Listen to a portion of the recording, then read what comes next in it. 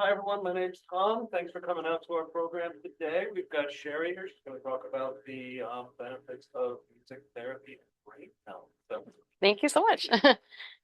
Hey, so I work for RVNA Health, which is an agency. We offer a lot of different services. I work for the hospice team, but we offer home health care. We offer community wellness. You might see them out and about at like different health fairs, offering to take your blood pressure or give you a vaccine or something like that.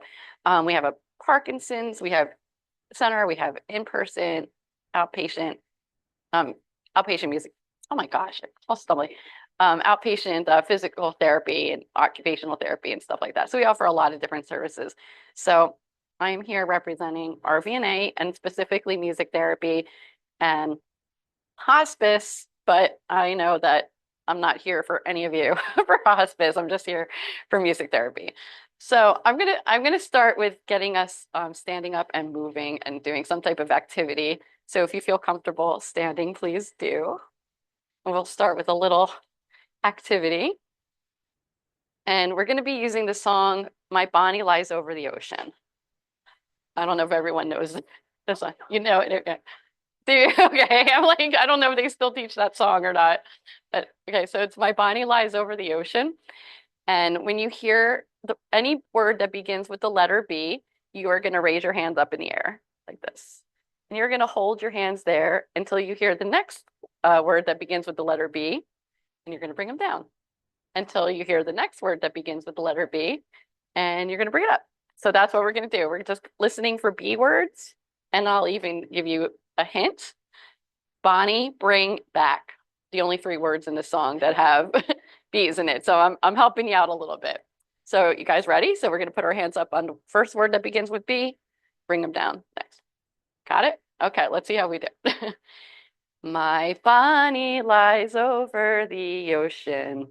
My Bonnie lies over the sea. Please sing. My Bonnie lies over the ocean. So bring back my Bonnie to me. Bring back, bring back. Oh, bring back my Bonnie to me, to me. Bring back, bring back. Oh, bring back my Bonnie to me. Yes, a little tricky, right? Tricky. The easier said than done, I think, with that activity. So we're gonna try it again. Ready? Now you know a little bit more what to expect. My Bonnie lies over the ocean. My Bonnie lies over the sea. My Bonnie lies over the ocean. So bring back my Bonnie to me. Bring back, bring back. Oh, bring back my Bonnie to me, to me. Bring back, bring back. Oh, bring back my Bonnie to me. Was the second time a little bit easier? Okay, let's see how we do on the third time. Third time's the charm. Ready? Here we go. My Bonnie lies over the ocean. My Bonnie lies over the sea. My Bonnie lies over the ocean. So bring back my Bonnie to me. Bring back, bring back. Oh, bring back my Bonnie to me, to me. You guys are good. Bring back, bring back. Oh, bring back my Bonnie to me. Yeah, nice. Give yourselves a round of applause. You deserve it. Do you say you sang it better? I think it got better each time. So that we'll go back and talk about this activity after, but this is an example of your brain health at work as a direct result to music. I'm sure we all felt our brains were hard at work during that activity, and we might be a little bit more awake now than we were like 5 minutes ago. So my name is Sherrye Platt. I'm a board certified music therapist. Elise Kohler was an intern of ours at RVNA Health years ago. And she put this slide presentation together. So I keep her name on there because I feel like she deserves that credit, even though she's off and living in New Jersey and married, and her last name isn't even Kohler anymore. And so she's a board certified music therapist now, and she's got a job. And so, but she really did a great job putting these slides together. So I keep her name on our program. How does this work here? Woo-hoo. Um, Um, good. Right now. Okay. Okay, there we go. Cool. So I'm gonna point out Karen if I can. So Karen is a music therapy student at St. Mary of the Woods in Indiana, but she's doing a remote program. So like they're a school that does a lot of remote music therapy education, and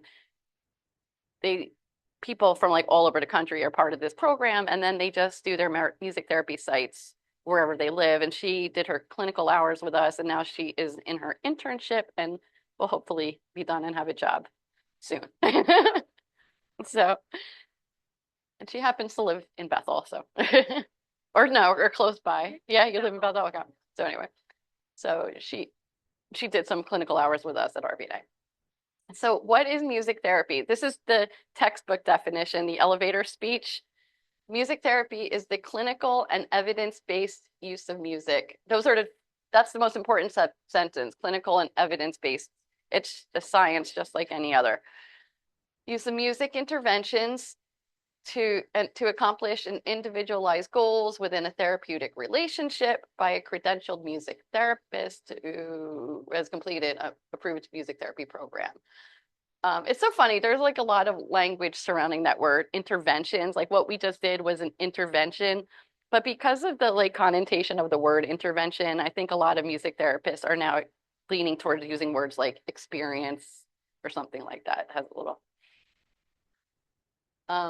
And so a board certified music therapist is a music therapist who has completed the educational and clinical trainings requirements established by the American Music Therapy Association, AMTA, and who holds current board certification from the Certification Board for Music Therapists. So we have to finish the schoolwork first from an accredited school and get our degree in music therapy, and then we have to take the music therapy exam.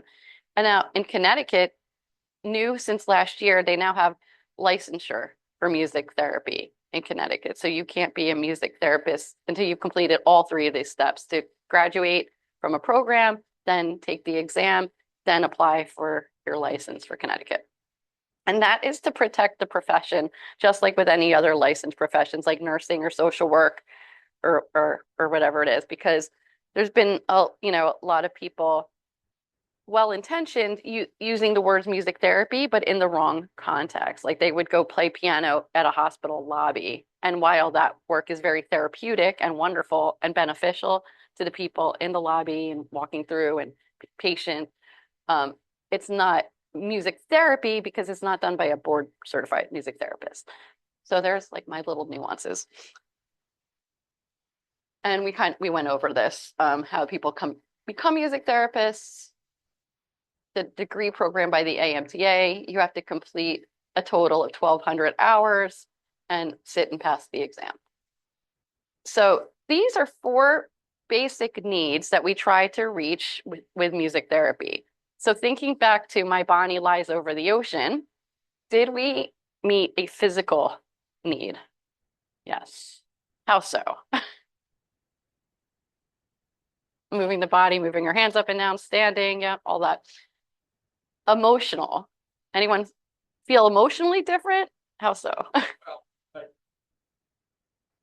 Yeah. Yeah. Perfect. Yeah. Yep. And did that also brought the social? Like we were all flailing our arms together. So like it took off that like personalization of like, oh, I'm messing this up because we were all doing it together.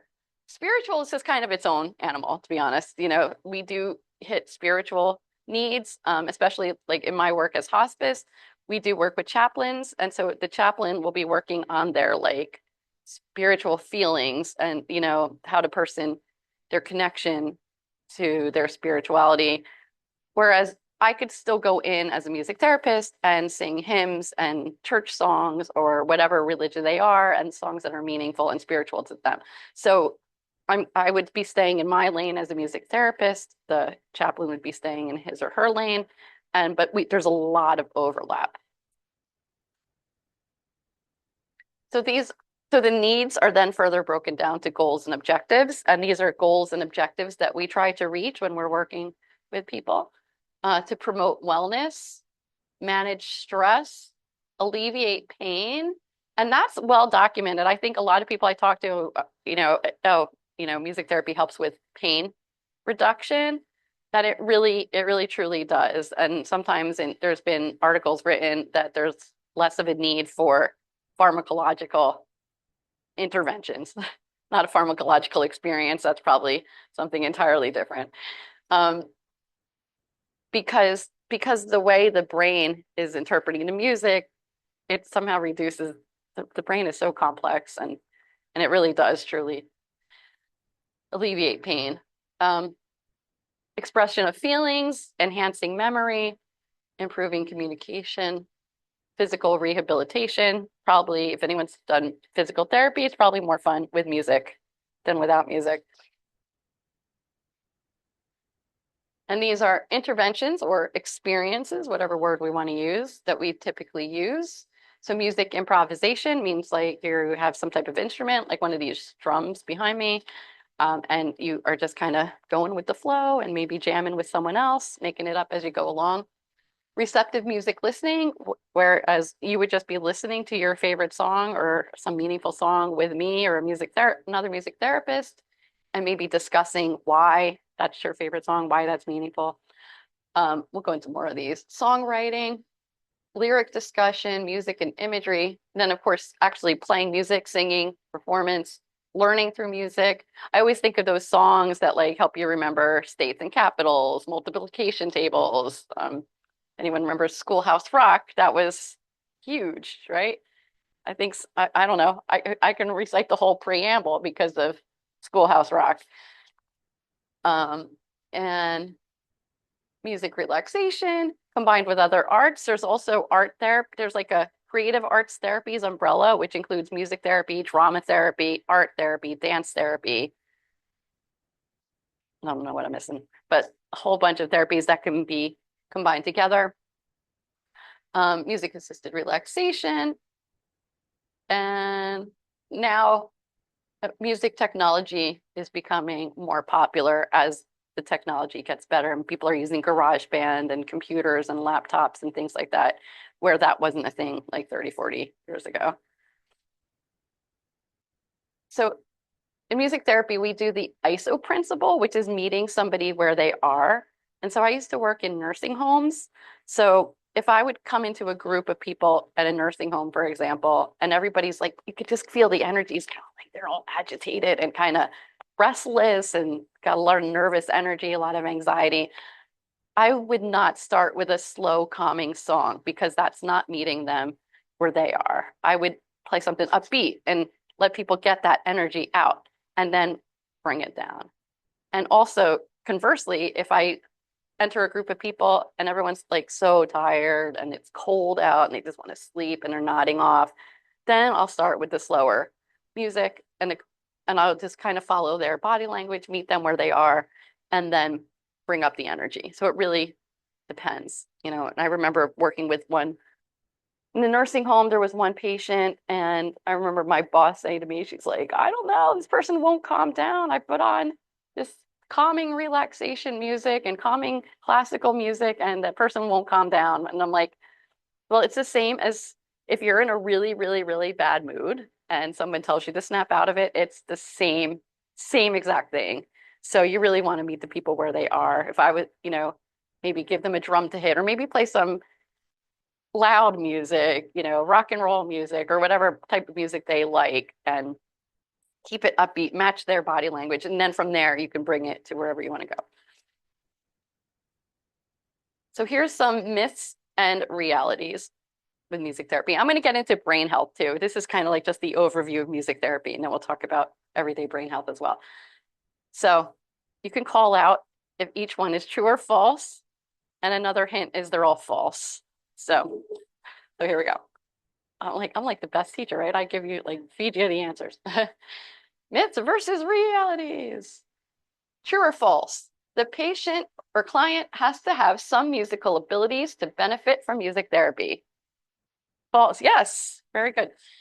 They do not. Music influences us every single day, whether we realize it or not. Patients do not need to have any musical abilities to benefit from music therapy. Second one. Only specific types of music work with music therapy. False, yes. Any kind of music works for music therapy. It's often dependent on the client patient's music preferences. And I always think about, remember when the Mozart effect was a big thing?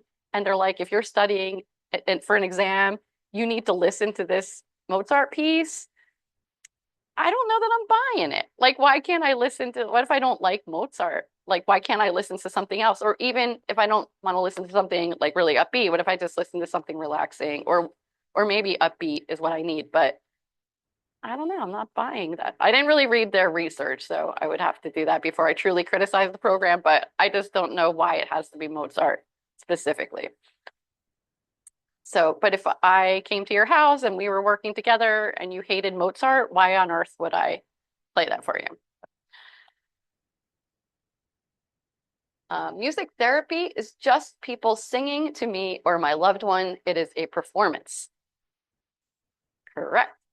Music therapy is a research-based field, and that's huge. There's journals of music therapy, all kinds of research articles that you could actually go online and research it yourself, even if you're interested in a certain topic and you do music therapy and anxiety or depression or pain or physical rehab, whatever it is, there's been a research article done on it. It is not someone just singing to a patient solely for entertainment. There's a lot of times when we will sing to someone, but even then, we're trying to reach a goal, even if it's to help them feel more comfortable, help them sleep better, help them feel more relaxed, help them overcome boredom and enjoy, quality of life is a goal in and of itself. My loved one really wouldn't benefit from music therapy because they just sleep all the time. False, yes. Even when sleeping. What's that? Lies, all lies. Oh, it's all lies, yes. Even when sleeping, individuals can benefit from music therapy. Music therapy can aid in relaxation and in controlling stimulus from the environment, such as beeping or movement around the space. Anyone who's ever been in a hospital knows that, right? You're trying to sleep and you're just hearing beeping and a lot of commotion and things like that, leading to deeper relaxation and sleep. Does anybody put on music before they go to bed to fall asleep or relax their busy thoughts from the day and whatever? Yeah. And I do the same. I like to, if I don't have some type of relaxing music or meditation music before I go to bed, I'm going to be running through every single thing I did today and everything I need to do tomorrow and stuff. And it's going to be impossible for me to fall asleep. So I like to listen to calming music myself. And that's the thing, is a lot of these things, even though I'm saying music therapy and I'm talking about the music therapy field, there's things that you can, it's obviously applies to all of us, whether we are music therapists or whether we're in music therapy, it doesn't really matter. I do my own music therapy by listening to music to calm myself down. True or false?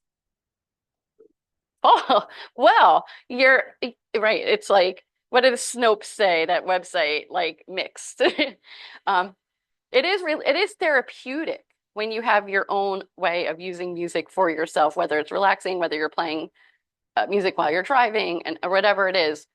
Used in this way, music can be therapeutic, and we should not underestimate that value, because it has a lot of value to use music on your own. But it's not music therapy unless there's a credentialed and super certified music therapist working with you. Just like if somebody has a cut and you put a Band-Aid on them, you can't call yourself an RN. You can, but it's still effective to stop the bleeding. So it is beneficial and therapeutic, and nobody owns music. I was doing a presentation yesterday to some people at work, and I said that nobody owns music. I can't say because I've paid these schools hundreds of thousands of dollars and I have a piece of paper and I have some fancy initials. I don't own music.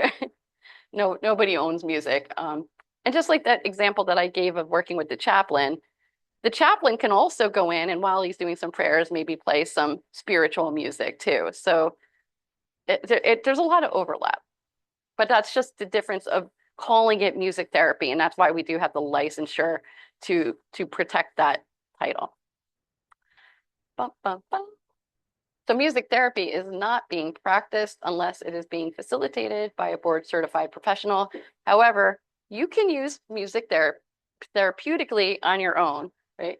And so here's a list of things, and we could see like if there's things that we do or have done. Creating a playlist that makes you feel happy. Anyone have playlists? Yeah. And even if my friends who probably didn't grow up with playlists, like might have just a list of songs. Like if I said, can you give me 10 of your favorite songs? We could create a list. So it doesn't have to be on Apple Music or YouTube or Spotify. If that's not what you use, it could be any type of list. But knowing a list of songs that make you feel happy. Finding songs that make you want to dance, sing, laugh, or cry. Right? We probably have some categories in our heads. Even if we never truly organized it in that way, we have it in our heads. And that's another version of the ISO principle, meeting people where you are. Like if you need to have a good cathartic cry, then you're not going to play something funny. But like if you want to have a good laugh, you'll play something funny. Or if you want to dance, you'll play some dance music or whatever it is that you want to do or want to accomplish or enhance how you feel. You're going to meet yourself where you are. I'm sure like even stress, like, you know, when you're stressed, you might like a certain type of music or a certain way. Or when you're feeling relaxed and feeling good, there might be another type of music that you like to listen to. I feel like, you know, as somebody who works with end of life, I feel like this is really important. Talking to your loved one about their favorite music and memories attached to it. So when they're no longer able to answer that question themselves and talk about it, the family members will, or, you know, you would know that for your own family member. And then as a music therapist, a lot of times I see people who are no longer able to answer questions. So it's really nice to be able to talk to the family and get some information from them about what music they like. This, I would say everyone probably does, right? Listen to music while you're doing everyday activities, whatever that activity is, cleaning, driving, whatever, working from home, school from home, like that became a thing during COVID. Everybody was home, and which was kind of cool because sometimes like you'd go into an office, you don't always have that luxury to listen to music, but when you're home, you can do whatever you want. So playing instruments to not only for enjoyment, but it increases your motor skills, your fine motor skills. Fine motor skills are this like your fingers and grip and stuff like that, whereas large gross motor skills are the big movements that we just did. Learning to read music. Anyone know how to read music in here? Yeah. And if you haven't learned and you want to, you can always learn how to read music. And that's kind of like, you know, that's like music Sudoku. You could do Sudoku, you could do crossword puzzles, and reading music, learning a language. It's all the same thing. It's just ways to keep that brain sharp. And sharing music that is important to you with others and explaining what it means to you. Same thing. There could be a day, hopefully much, much later, not sooner, that we are unable to answer for ourselves what's important to us and why music is important to us and what songs. So you should be able to explain that in case I have anyone. And it also, like, I think it also provokes great conversation within families, even if everybody's well and healthy. Be like, oh, I didn't know you liked that band, or whatever it is. And then when you are with somebody who might need some care or maybe has dementia, I'm kind of throwing like everything into this presentation. So some stuff might apply, might not. I've like walking, I've worked for like 10 years with people with dementia and Alzheimer's, and a lot of time they get stuck and they like be holding a walker and like they're literally stuck. Like you can see they're trying to move and they're not moving. But when you stand next to them and move your feet and start singing When the Saints Go Marching In, it kind of like starts their motor and then they start moving along too. So, but also in the case of dementia and things like that, they don't always have a sense of reality of where they are in the world. So just to know, like, why are we walking? Oh, it's a long way to the lunchroom. It's a long, or like whatever you're doing, it kind of points them into reality. Um, Bathing, I always think like music during bathing, especially with if you're working with someone with cognitive impairment, um, because like taking a shower, taking a bath is something we've always done independently. And so for someone to like come in and help you, especially if you know, I've been in the hospital before, if anyone's been in the hospital, you know, that's kind of like awkward. And it's a different person every shift or every, you don't know who it's going to be. Um, and then at least if, you know, we would know, we would understand like, okay, yeah, you know, I broke my arm. I can't do this myself. I need help. But then someone with dementia can't process that. And so now here they are, and then someone's helping, all of a sudden taking off their shirt and helping them get into the shower. I feel like when you add that musical element, like and you sing Splish Splash, I was taking a bath or something like that, it helps make a connection to where, like to orient them to where they are and what's going on.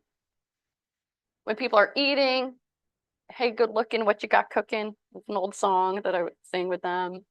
I just like, you know, theming these things with whatever's going on, especially like seasonal, you know, I spent all of December playing just Christmas music and not just because Christmas music is cool and fun and we only get like really one good month of it, but it helps people orient like, oh, like even if they're not, even if it's not a conscious thought, it just orients them. This is Christmas time because maybe they don't go outside and maybe they can't see all the trees and the stores that are decorated and things like that. It just, music is a really good way to help orient somebody to where they are.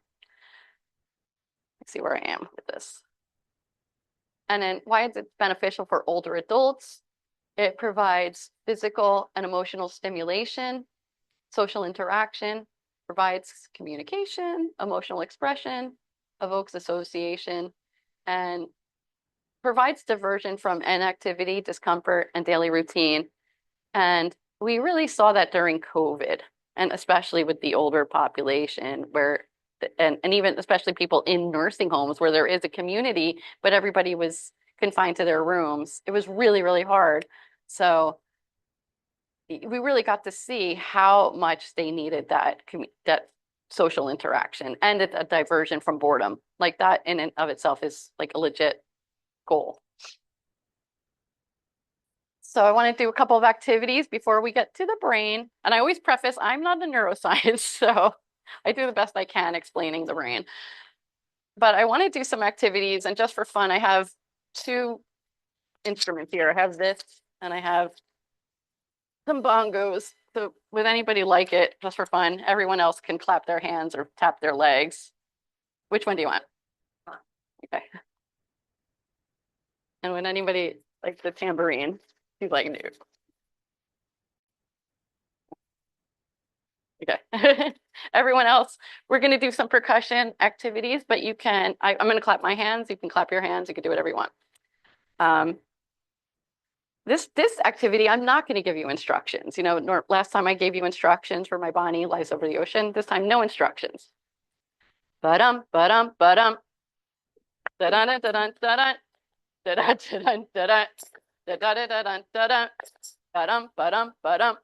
Ba-da-da-dun, da-dun. Da-dun, da-dun, da-dun. Da-da-da-dun, da-dun. Da-da-da-da-da-da-da-da-da-da-da-da-da-da-da-da-da-da. Da-da-da-da-da-da-da-da-da. Da-da-da-da-da-da-da. Um, how about this? Bum ba dum bum bum. That one you got. Bum ba dum bum bum. Dun dun dun dun dun. Bum ba dum bum bum. Bum ba dum bum bum. Bum ba dum bum bum. Bum ba dum bum bum. Ba dum bum. Ba dum bum. Bum bum bum bum. There's so many like that you could do, especially with people who don't have language anymore. You know, they will do that bump bump. Or if I do bump, bada, bump, bump. Like these are just like responses that you don't need instruction, you don't need words, you don't even need language at all, because those little patterns are ingrained in your head from birth. They were born with those patterns. I'm not even sure.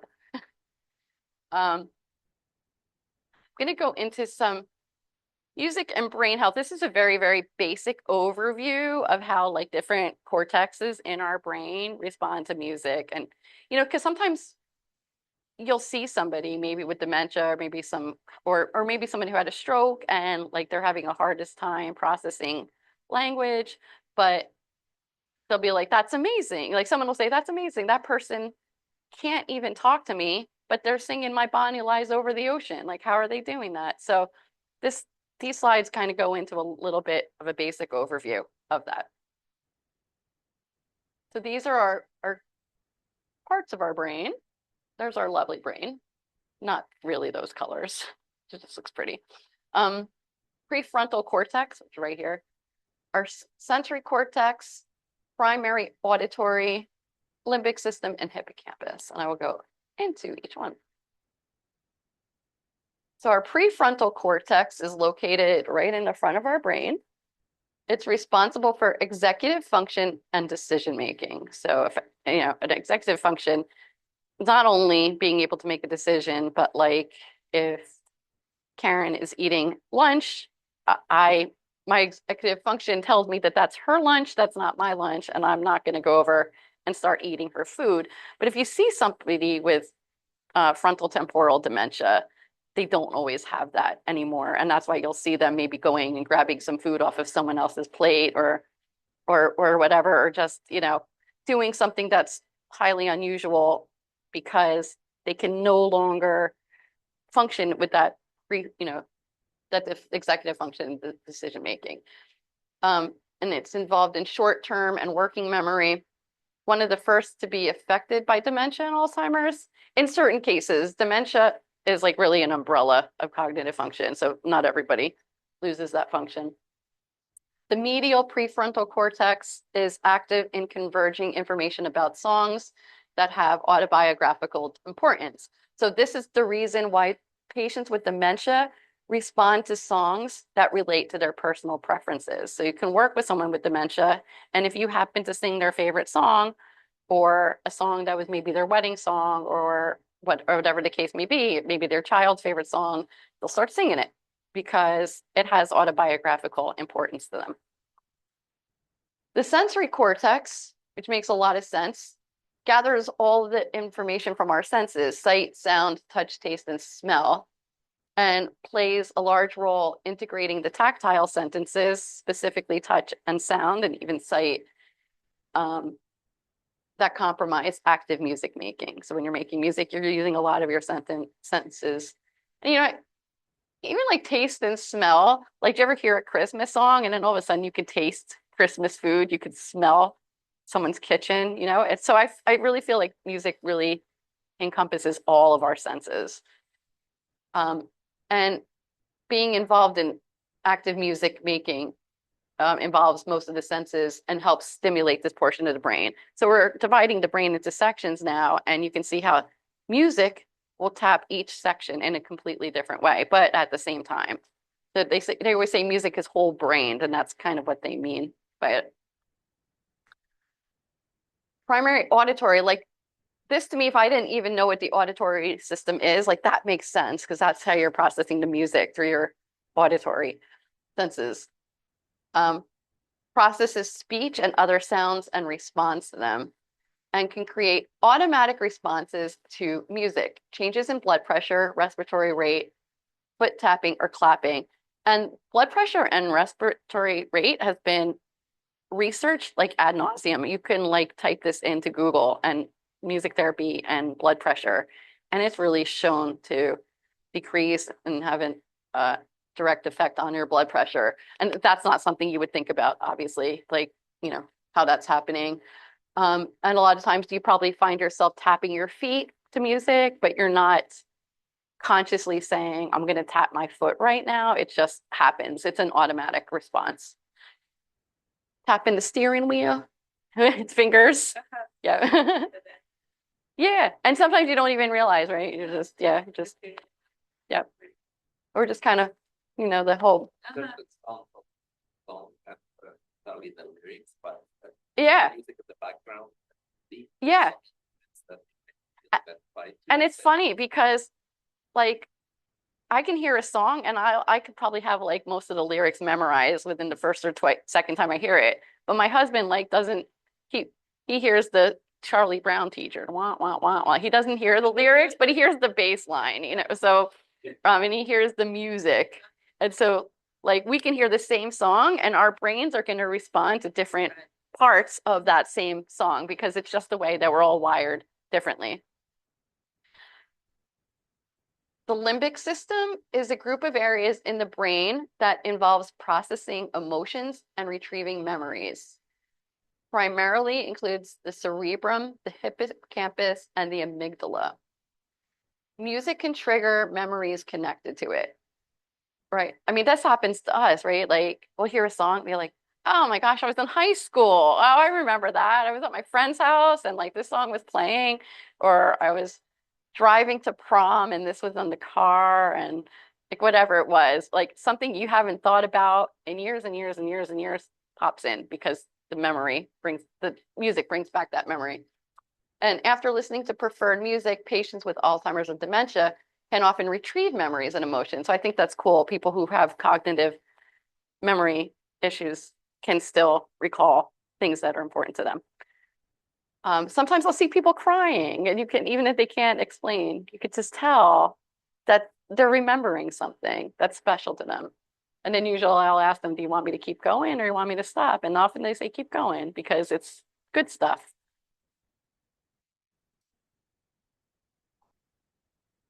So the hippocampus is part of the limbic system. Kind of has this from the way I learned about it, kind of has like this snail shell shape. It's kind of like a spiral. And it plays an important role in memory processing. So that's where we keep all of our memories from birth till now is in our hippocampus in this little spiral. It's often specifically related to short-term memories, often affected by dementia. So working this area is very important. The area it's also responsible for helping patients remember our work week to week. And so the way that I learned about the hippocampus is that you have this little spiral thing going, and our newest memories, like I was at the Bethel Library today, is going to be on the very outside of the spiral, where like our earliest memories are going to be on the inside.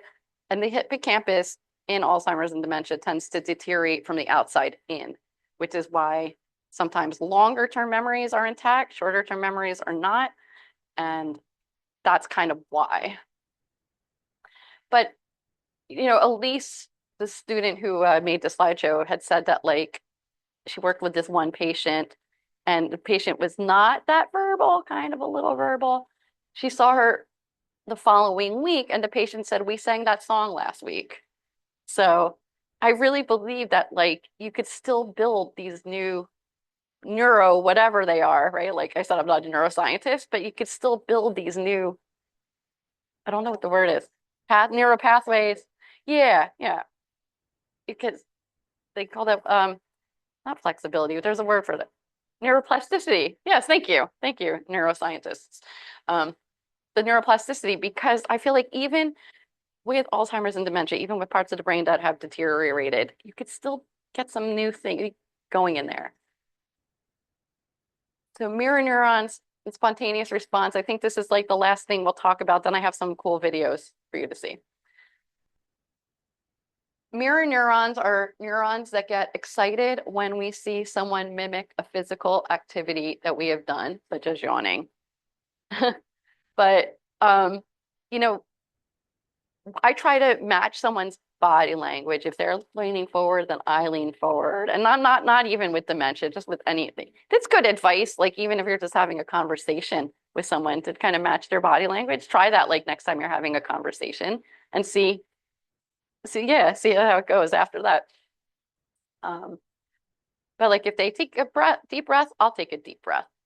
because somewhere, yeah, and if they straighten up, I'll straighten up. Exactly. If it's kind of like, it might not even be happening on a conscious level, but it's kind of like your body's now saying, wow, I'm being seen, I'm being heard, I'm being recognized, I'm being validated just by us, because their mirror neurons are like, ah, cool, got it. It helps with empathy and empathy development and learning. And as therapists, we can use this to help people feel connected.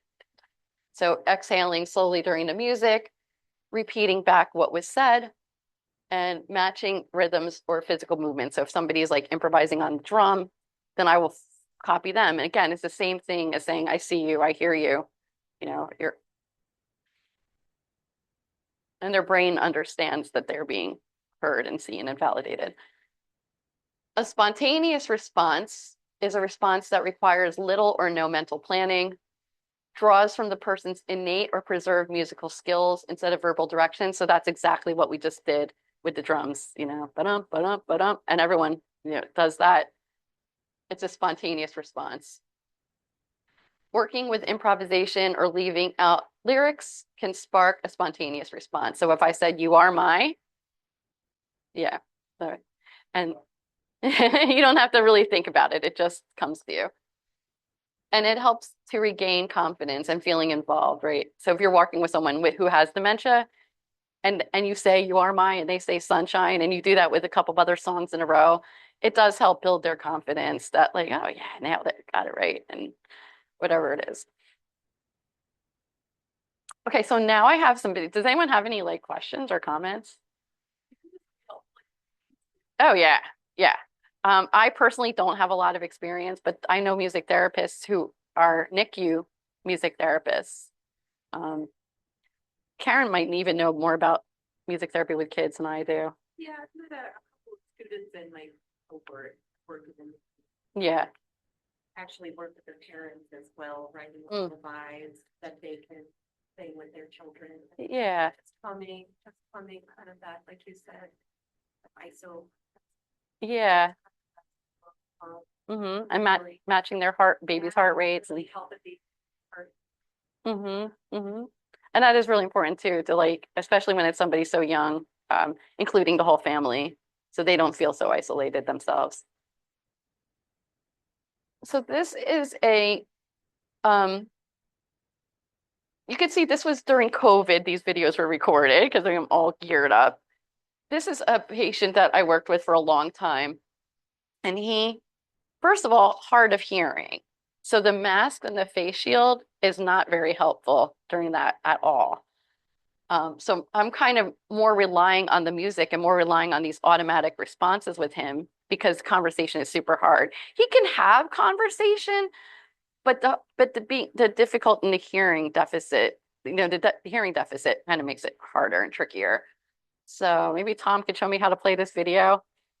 So this is just us improvising. So I'm playing the ukulele, he's playing the tambourine, which is the same tambourine that she has. And this, it speaks for itself. So confidence and joy and the reduction of boredom.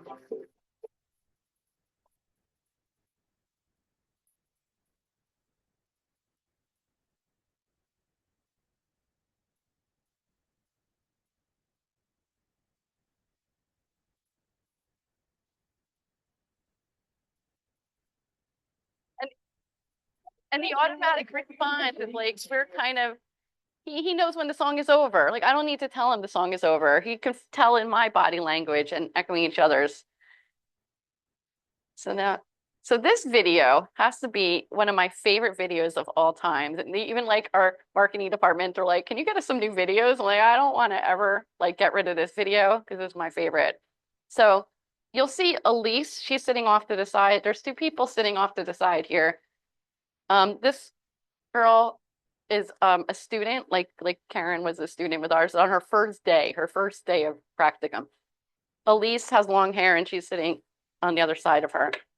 So Elise gives him this Bluetooth speaker, and his favorite song is Some Enchanted Evening from South Pacific. And he used to perform himself. He used to sing in different groups and on stage and stuff. And he always loved to sing Some Enchanted Evening. So you'll see that Elise cues up this song. He puts the speaker to his ear. He sings. You'll see him disconnect because of the hearing deficit. You'll see him disconnect because he can't, he's trying to hear where it is in the song and he can't really explain. So this is all through body language. But then you'll see Elise kind of skipping to parts of the songs that he knows, and you'll see him reconnect. So watch for the connection, the disconnect, and the reconnect.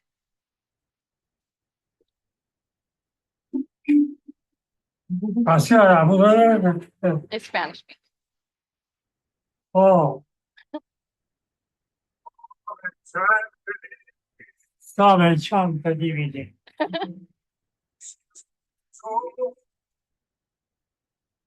The door.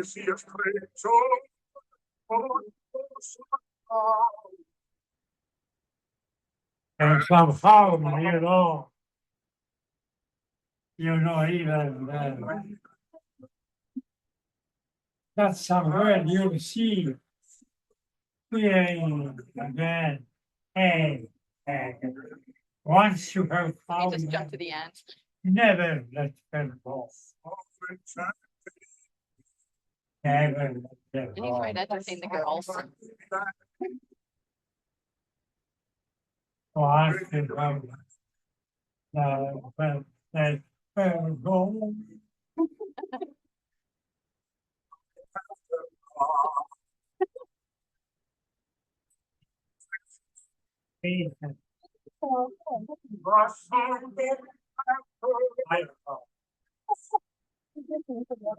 Here, this is it. Ready? Here. Okay. Again. Yeah, you. No. I don't know where to put it.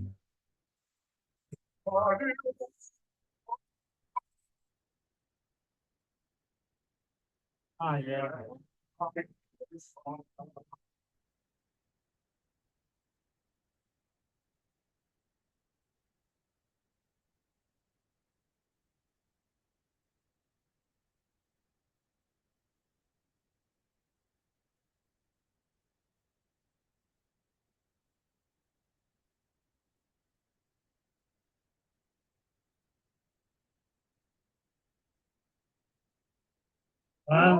Yeah.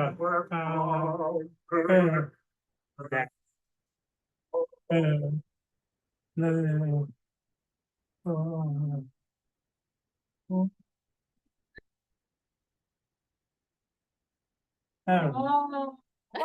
Like I'm done. Okay. Hey, I can take. I think that was so cool how he reconnected. Yeah. So I'll preface this video a little bit. Again, this was her first day doing any type of music therapy in person with anybody. She'd taken classes, but this was her first day. So it's just fun to watch, like, the hesitation, not picking on her, but it's a normal hesitation. We've all been through it. And he's like going to town on that xylophone, and she's like just kind of like unsure of herself and not sure how to where the end is. So we'll just watch a little bit of this, but it's funny watching both of their reactions. You could tell with Elise, she was really mirroring and really getting into his body. But she's like so unsure of like how to support him musically.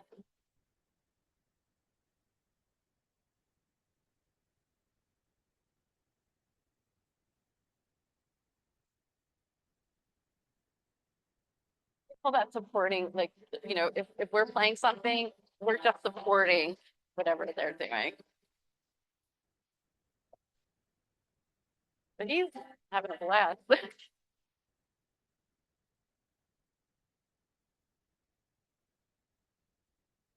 And she's like, she's not sure when or how to end it herself. And she tried to end it, and he kept going.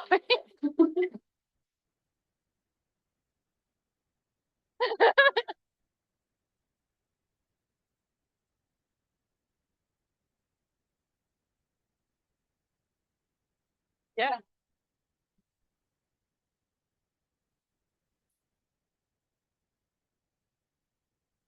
If you want, we can go to the next one because this is kind of long and we won't torture her anymore. But what's funny is the next video, you'll see he's still going. And then we're trying to get him to switch. It probably went on for like 10 minutes. And he wouldn't, we stopped him, but he probably would have kept going. You know. So we try to hand him something else. Elise hands him something else. And he ended it. Oh, here. Hey, take also, so. For you.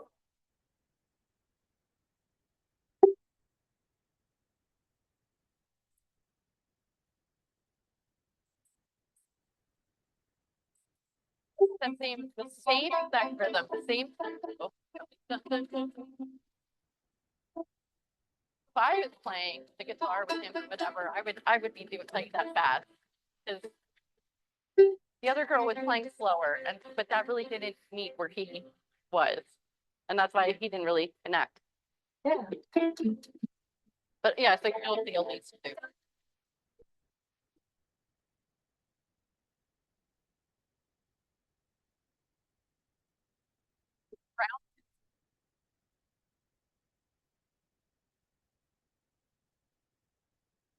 The automatic foot tapping.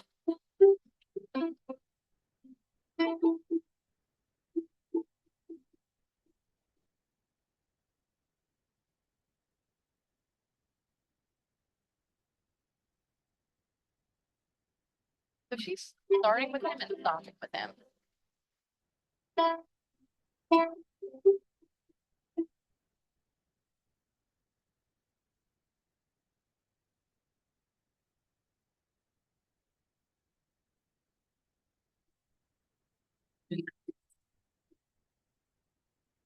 No, I was just telling her I open tuned it, which means I'm tuning the strings in a way that he can't make a mistake. All strings sound good together, so he doesn't have to do the chord shapes. No, no. Yeah. Yeah. Yeah, he does love to sing. Yeah. And we're wearing face shields and masks, and that doesn't matter in this moment at all. Like it's almost like we're not wearing them because that's communicating through music. You could stop this, but again, these are kind of long. It'll just go on the same way for a while. Yeah, there's something another I can ever do. And remember we were talking about like distracting from the environment, like you heard the beeping during some of these videos, you see the people walking by and the nurses shuffling around over there. So it kind of takes them out of all that. So this is technically the end of the presentation, but do you guys have any questions or comments or anything?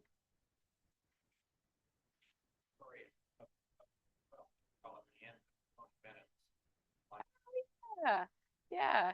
I mean, from what we know, from what's been publicized on TV, because none of us really worked with Tony Bennett, but right, he was a performer his entire life. And then when he got dementia and Alzheimer's, he couldn't really have he couldn't communicate. If you watch some of his later interviews, had a hard time communicating. But when he was on stage, he just came out and performed, and the body language, and there's that clip where Lady Gaga, like he says her name on stage, and she hadn't heard him say her name in a while. So it kind of brought that back too. And any like things that you want to comment on about that from what you know about? Yeah, right. And so, he was a lifelong entertainer, so that was all just like muscle memory or whatever the term is. Yeah, like how to do the or whatever he was doing and singing, I left my heart. He could do it in his sleep and he could do it perfectly and word for word. And even though he couldn't really have a conversation towards the end of his life, And he was performing until 95 years old. Yeah. Remember the radio station CBS radio? They had like a little anniversary party and you could get tickets. So my husband and I got tickets because Tony Bennett was singing. He only sang 2 songs, and this was before like his diagnosis was made public or whatever. But I could tell that he was having some, like the interviewer would ask him questions, and he'd be like, "Oh, I didn't know that," like, but about his own history and his own awards and things like that. He'd be like, "Oh, really?" And then he'd kind of laugh it off. And he only sang 2 songs. But yeah, and I think it's great what he did with Lady Gaga, and then he had all of those. He had 2 duets albums with people like Michael Bublé and the young and maybe he had Sheeran. I don't know, but the younger entertainers. And I think by doing that, he's taking his work and making it timeless by bringing it into other generations. Yeah. Yep.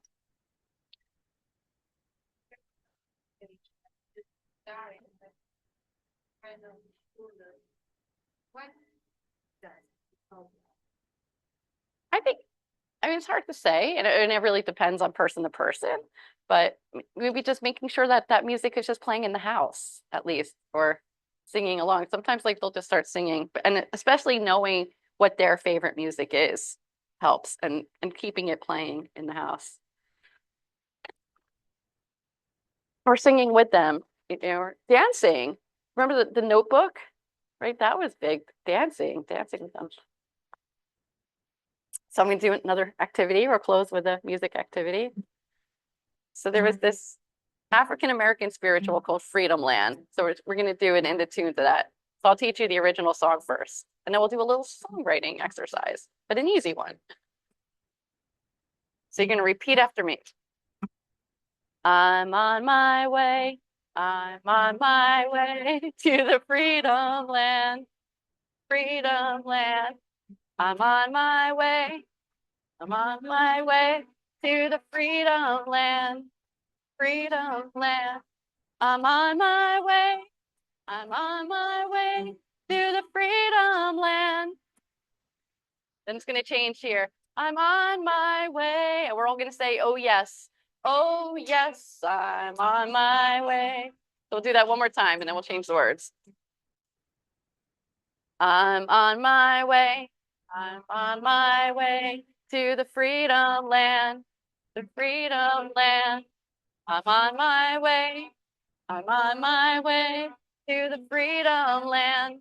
To the freedom land. I'm on my way. I'm on my way to the freedom land. To the freedom land. I'm on my way. Oh, yes, I'm on my way. Okay, so from 3 different people, I need something that you're looking forward to doing today. Today, tonight, whatever. What are you looking forward to doing today? Taking a nap. Okay, that's one. It seems like everyone's going to take a nap. Everyone seems to be in agreement. What else? Anything else that you're looking forward to doing today? Going out to dinner. Having a drink. All right. I'm on my way to taking a nap. Taking a nap. I'm on my way. I'm on my way to going out for dinner. Going out for dinner. I'm on my way. I'm on my way to having a drink. Having a drink. I'm on my way. Oh, yes, I'm on my way. I get 3 more. What are we looking forward to doing? Getting home from work. Yep, that's one. What? Playing with the cat. And one more. Taking a walk and going to bed early. I think we probably covered that with the nap. I'm on my way. to getting home from work, getting home from work. I'm on my way, I'm on my way to playing with my cat, to playing with my cat. I'm on my way, I'm on my way to taking a walk, right? That's what you said, taking a walk. I'm on my way. Oh, yes, I'm on my way. Yeah, that is the end. Sure.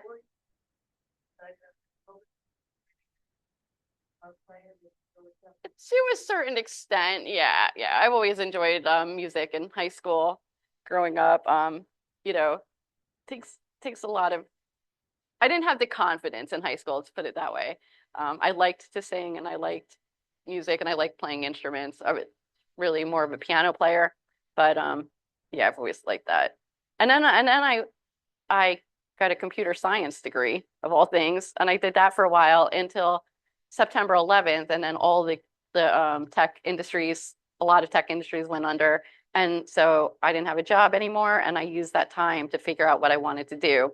Then I went back to school for music education, Karen, the music teacher as well. And then when I in my college, which was Montclair State in New Jersey, they had a music therapy program. And so I didn't even know music therapy was a real thing or a real job until I went to Montclair State for music ed, and then I switched majors. And I realized that that was what I wanted to do. And now I'm going back to school for nursing. So I'm hoping to be like, this is like the flying nun. She like was, right? She had her guitar, I think, unless I'm confusing movies or whatever. So yeah, I'm a perpetual student. But I'm hoping that even when I do become a nurse, which is about 3 years away, that I could still advocate for music therapy and still use music during caregiving to really enhance the quality of life for that patient. Yeah. You're welcome. Thank you all for coming. Thank you all.